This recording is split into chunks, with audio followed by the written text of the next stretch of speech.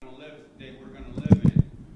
I laughed a lot with them, joked a lot with them, and then eventually I became more and more and more learning the patterns how German people think.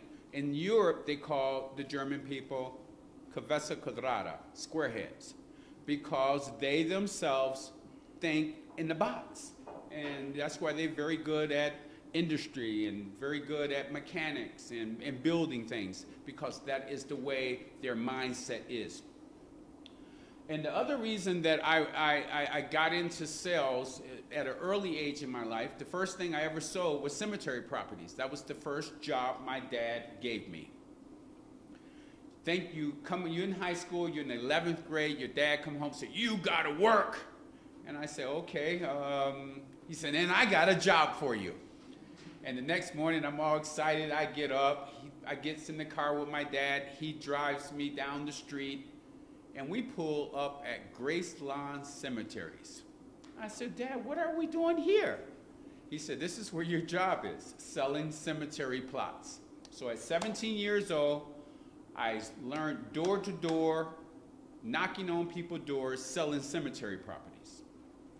My catchphrase was, when I knocked on your door and they say, "What do you want?" And I would tell them stories. "Oh, you know, down the street, Abel and Maxine, their son passed away and they didn't have the money for it, and they didn't have $5,000 to lay their family members to rest. It's cheaper to buy it before you need it." That was my presentation. And then I would say to them, "Have you ever met somebody who didn't need one?" And they would laugh. And I would get into their house, talk to them about it, and that was probably what taught me and trained me how to sell. Talking about selling, I put a couple alternative choice closes up here. Everything in life is a sell. A mother sells her children that she's a good mom. A dad sells his wife he's a good husband. You sell your employer that you are a good employee. Everything in life is a sell. I don't care how you look at it. People come into real estate, "I don't want to sell." You are always selling. When you interviewed with Remax, you sold yourself that you would be a good realtor for this corporation. Everything is a sell. When you go out on a date, you sell that person that you will be a good candidate to date, because everything is a sell. I don't care how you look at it. The greatest salesperson in the world possibly were Jesus Christ. He sold the world that he was the Son of God. Everything is a sell. So you are always selling. When you go to the grocery store, when you go to the supermarket, when you go anywhere in the world, or you do anything, you are always selling. So when I talk about alternative choice closes, you have to always remember, when you talk to a client, the alternative choice works by offering more than one clearly defined alternative to the customer, giving them the choice to choose between something and something instead of something and nothing. Okay? Well, would you like to have a 3-bedroom or a 4-bedroom home? Would you like to have a big backyard or a smaller backyard? Would you like to have a tri-level or just a 2-story? It gives them the choice to choose. Most people always love that. Would you like to would you like to see me at 5 o'clock, or would you like to see me at 7 p.m.? A choice. Would you like to see me at 5? No, that don't work for me. Because you didn't give them a choice. Always when you are selling, give them the alternative choice close techniques to choose between something and something instead of something and nothing. One of the most powerful closes to use when you are selling real estate, when we sold timeshare, was this: "Would you like to buy 2 weeks of vacation or a month of vacation, Mr. Jones? Would you like to stay in the penthouse that oversees the harbor, or would you like to stay on the ground floor because you have someone in your home that are in your family that is elderly?" You always give them a choice, and by asking alternative choice questions, automatically you're going to find out their needs. People buy what they want, not what they need. You find out their wants, their needs, and we call that fact benefit selling through alternative choice closing. So one of the main things in real estate that you guys have for you going is that you have tons of inventory. So you start the people or your clients or your potential homeowners on a drip campaign. They receive homes. They call you up in the middle of the night, 10 o'clock. You out somewhere. Oh, I found the house I love. I want to see it. They really want to see it right now, but they have to wait until the daytime hours to see it. They go, they want to see that home, but then after that, you have to find out, before you go to that home, let's narrow that home. You know more about that home than that client. They just looking at pictures unless there is a drone footage or a virtual reality where you can go through the homes. I've been in real estate in timeshare and developing properties for over 20 years, so I know a lot about real estate, a lot. From the time when they move 5 million tons of dirt to the time where they build a $500 million resort. So when you take a person and you show them a home, why do people go to so many homes and look at them? Because we have to do our homework up front. Find out their needs and what they want. The money is the last thing you really have to worry about. If you get people excited about what they want and what they need, they'll find the money, they'll scratch around for the money, they'll dig in their pocket for the money until they find it to get what they want and what they need. I promise you. After selling timeshare, where I take a complete stranger off the street that was slapped into a taxi, brought up to a resort, way away from the hotel where they live, in their shorts, in sandals, no wallet or nothing on them, and 1.5 to 2.5 hours later, we asked them for $10,000 to $30,000, and they give it to us. That's amazing. Because it doesn't make sense to do. Think about that for a minute. Oh, you pressure them. No, I don't. We give them what they want. They want a vacation. They want to go travel around the world. They want to enjoy their families. You promised your wife when you married her, you was going to take her to all these places. You promised your children you were going to put them in beautiful units and beautiful accommodations when you travel. So remember, people buy what they love and what they want. We are in a consumer nation. We buy stuff all the time. Go out to the parking lot of Trader Joe's on Saturdays. It's packed. You can't even park. We love to buy stuff. Sell them something. They want to buy it. You just have to show them what they want, show them how to get it, and fulfill their needs. Okay, that's enough about the alternative choice question. Close. Any questions on that? I have a question. So let's say I'm walking into an open house, and you're I'm the consumer, and so I'm just looking. I'm not interested. I'm just looking. But they're at the open house. Role play with me and kind of get me to the point where you're gonna do your alternative clause. Okay. So it's a Saturday morning. You just got up. You know you got that open house at 11 o'clock. You're getting yourself prepared from yesterday or maybe just this morning. And you walk in, you get the whole house set up, you open the doors, you open the windows, you open up all the blinds and everything. And then after that, Peggy and Carla walk in the door. They walk in the door and they looking at the... That's funny. I see how you worked that. That was definitely an alternative. Yeah. I'm going to choose my person. Wait, hold on a minute. That was very obvious there, brother. You struck out. Yeah. They walk in the door, and then after that, when they walk in, when a person first walk in the house, something captured their attention. You have to be paying attention to that person when they walk in the door. They might look at the ceiling, they might look at the hardwood floors, they might look at the granite counters in the kitchen. Something captured their attention. That's your hot spot. Then after that, hello, how you doing? Thank you, first of all, for coming to my open house today, and thank you for taking your precious time to look at this home. What I would like to do is something in this home that you love? Is it the kitchen, or is it more space you want? And so I start asking questions. The only way that I'm going to find Peggy's and Carla's hot button is asking questions. So Peggy, what brings you here today? Are you trying to find something for your loved one? Carla brought me. Carla? Okay. So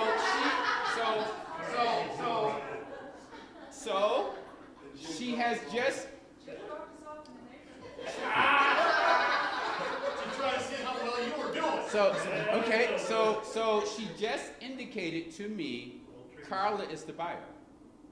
Think about this for a minute. Okay, Carla. So Carla, let me just ask you a question. Have you been looking for homes in this neighborhood? Yes, I have. Okay. This neighborhood. Are you looking at a home at this type of home or a bigger home? This is probably the size I'm requiring. I have identified a fact. She wants this house. So I'm going to go into a little bit more. So first of all, let's go around this house and let me take you around and see if it can fit your need. Are you going to be by yourself, or are you going to have other loved ones and family members with you? I have a spouse and a dog. A spouse and a dog. What's your dog's name? Sheldon. Who? Sheldon. Sheldon? Okay, and what type of dog? Just a little dog. Oh, I guess baby, your baby. So I just touch her heart and I get into something that she loves. Okay, stop. Okay. So, this is what I see when I go into an open house, or, they don't know that I'm in an open house. So, Peggy comes in. Okay, we'll take a brochure. I'll be with you. If you have any questions, call me, let me know. And then the agent sits on there and never asks another question. And they think that that's working in open house. End of commercial, go ahead. So now she has her spouse, she has her Sheldon. I'm not even gonna call him the dog. I'm gonna call him Sheldon. Sheldon. So now, first of all, what I want to do, I'm gonna take away. It's called a takeaway. I'm gonna take away what she wants, the house. Let's go in the backyard. Taking her straight away from the house. I'm gonna take you away from what you want. We wanted more of it. Remember that. If you take away the candy from a kid and pull it back, the lollipop, he wants it more. You keep taking things away as you walk through the cell the whole time. You don't never give it up. You never give it away. You don't give them what they want. It's too easy. People don't want easy. They want work for it. It's America. Okay? So, Carla, first of all, let me take you through the backyard. And Peggy, you come along also, since she brought you along. You might see something you like too. I'm trying to double sell now. Okay? So we get Carla out in the backyard, and I say, okay, for Sheldon, where would you put Sheldon? Where would he run around? What would be the best place for Sheldon? Here, you in this backyard. You like the backyard? Would this work for Sheldon? It's got grass. It got grass. Sheldon happy. That's the main thing. Hey. So I have sold one part of her family already. Sheldon is set. Now I got to get something for Carla, and I got to get something for her spouse. He's not even here. So what objection can come up right now? I still got to talk to my spouse about it. So I'm going to get rid of this objection right now. Let me ask you a question. Let's talk about I get to her lady, she's here in front of me. Let's talk about the one who's not here. If your spouse was here, where would he hang out? Where would be his man cave or his garage? Or does he want to fix cars? Or does he want to work on trailers? Or does he want to just tinker in the garage? So Carla, what would your spouse do? He likes a main floor study. Excuse me? A main floor study. A main floor study. So where are we going next? Straight to the study. We're going straight to the study. Why? Because now I'm finna find out if this will fit his need. The first thing she's gonna tell him, oh, you gotta see the study. Because I'm gonna sell the study like crazy. Where would he sit? Where would his desk be? How much time would he spend in here? What times would he come in here? Is it easy access access to him? Is it private enough for him? I'm going to sell the study. Then who's on the list next? Carla.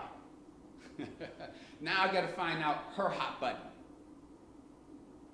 Now you see my methodology on this.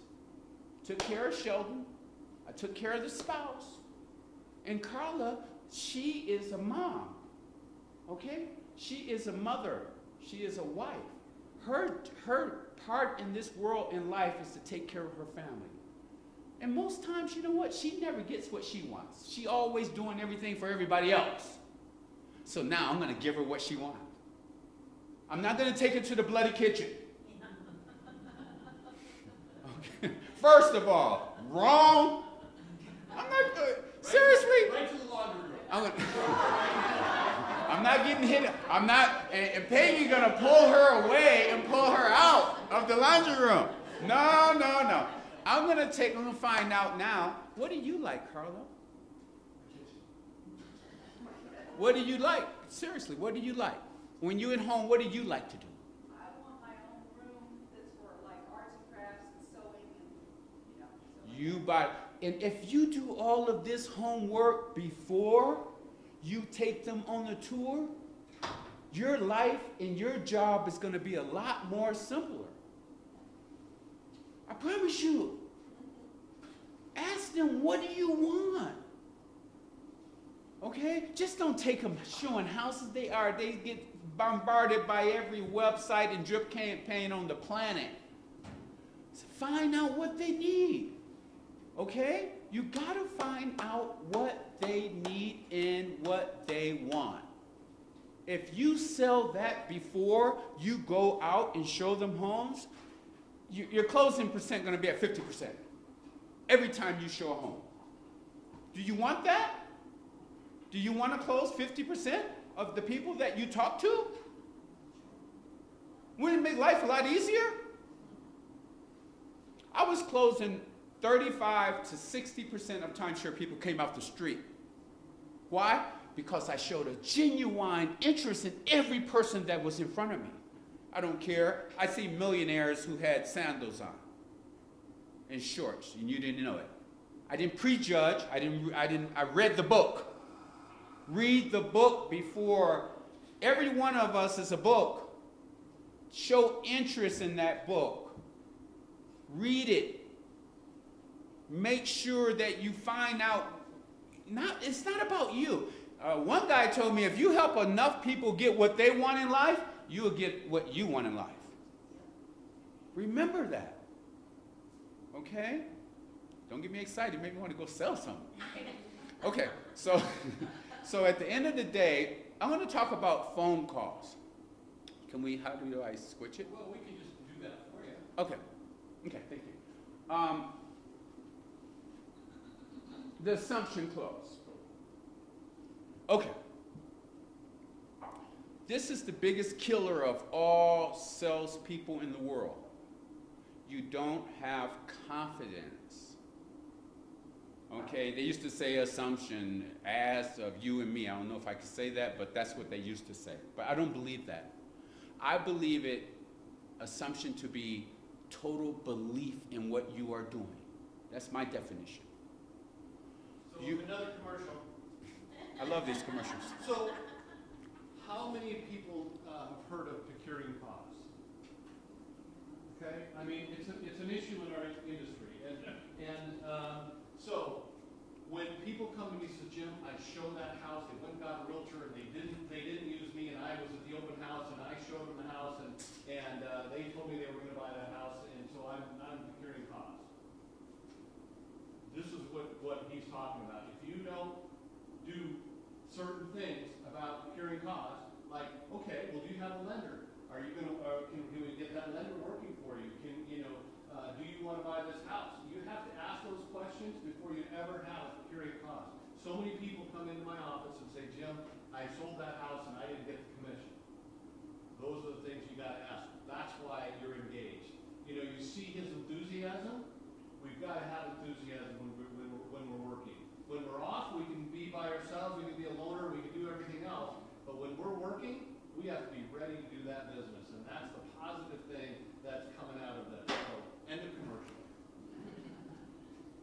Thank you, Jim. The assumption clause is the most powerful tool on the planet. Why? Everything in our whole society is crafted by what you believe. If you believe you can sell a $2 million house, you can. The only one who stops you is the person in the mirror, yourself. They'll find the money if they're looking at that type of product, I promise you. But they're going to read you. If you don't believe they can buy it, they're probably not going to buy it. You got to believe it. You have to assume. Act as if the other person has made the decision already. It's like if you go and you believe that, you know what, I always use men and women as a metaphor. Why? Because it's life. You go out on a date. You don't know what's going to happen, especially if it's a blind date, if people do those anymore. But They social stalk. At the end of the day, you have to think to yourself, you are most, and I don't mean this disrespectful, females are assuming and hoping and believing that it's going to go okay until the guy get there and mess the whole thing up. Okay? So you guys are very creative. The best salespeople I have met in my life are women. You guys have that creativity to sell a lot easier than men. We make it very difficult because you have a mind that is working and creative and that you can assume how you want this thing to go. Assumption is the product of what you believe. If you believe you can take a person and start asking assumption questions like, when would you like to move in? I'm in the open house. I don't know if they like the house or not. When would you like to move in? When would you bring your friends to see this house tomorrow? You know how you go buy a car and you go show it to everybody? While you're doing the test drive? When we were kids, we did that, right? You're assuming that you have the car even before you did the paperwork. You ask questions as if they have already purchased your product.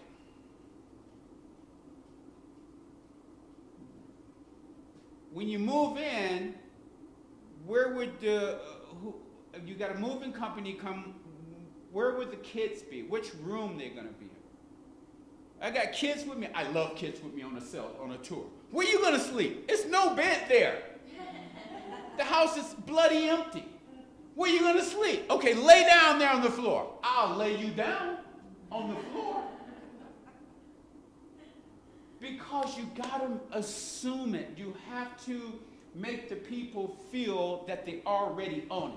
I'll take Carla's spouse. I'll sit him on the floor in the den. I said, sit down. Well, you know, on the floor? Yeah. They will do what you tell them. Why? Because they want it that bad. Believe me, they will. If I showed you some things I did in resorts, you say, seriously? Yeah.